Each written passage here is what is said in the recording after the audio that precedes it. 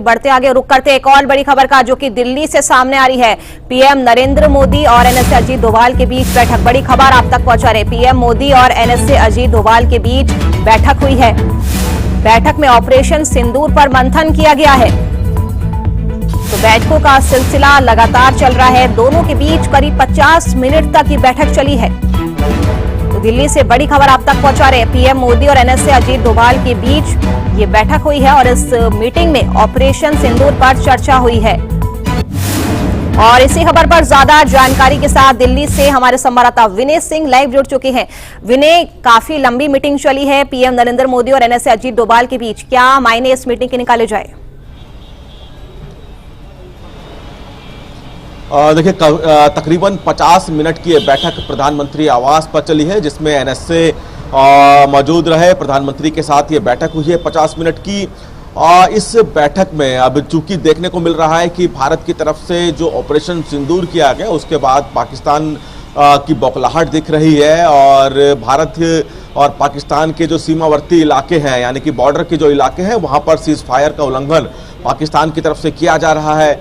ये जानकारी यहाँ पे एनएसए अजीत डोभाल की तरफ से प्रधानमंत्री को दी गई है। बताया गया है कि किस तरह से पाकिस्तान कई सीमावर्ती इलाकों में सीज फायर का उल्लंघन कर रहा है।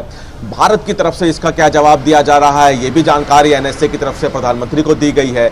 इसके साथ साथ जो इन सीमावर्ती इलाकों में जो लोग रहते हैं, उनको कैसे सुरक्षित जगहों पे ले जाया गया है, वो भी जानकारी यहाँ पे अजीत डोभाल ने प्रधानमंत्री के साथ साझा की है। यानी कि किस तरह से अभी भारत अपने एक्शन मोड में है, ये तमाम जानकारियां साझा की है और आने वाले दिनों में भारत की तरफ से क्या करारा जवाब पाकिस्तान को दिया जा सकता है, ये भी अजीत डोभाल ने चर्चा में प्रधानमंत्री को बताई है। और इससे पहले भी ऑपरेशन सिंदूर के पहले भी एक बैठक हमने देखा था कि प्रधानमंत्री और एनएसए के बीच हुई थी और उसके बाद ऑपरेशन सिंदूर हुआ और जो सफल भी रहा है। अब एक बार फिर से प्रधानमंत्री और एनएसए के बीच एक 50 मिनट की लंबी बैठक हुई है। लाजमी है कि इसका भी माना जा रहा है कि आने वाले दिनों में भारत की तरफ से एक और करारा जवाब पाकिस्तान को देने की तैयारी में है। लेकिन फिलहाल अभी जो सीमावर्ती इलाकों में हालात हैं, किस तरह के हालात हैं, वो जानकारी प्रधानमंत्री से एनएसए ने साझा की है। जी, शुक्रिया विनय आपका तमाम जानकारी दर्शकों तक पहुंचाने के लिए। चलिए एक और बड़ी खबर का रुख करेंगे, जो कि दिल्ली से सामने आ रही है। मुख्यमंत्री रेखा गुप्ता की केंद्रीय मंत्री मनोहर लाल से मुलाकात हुई है।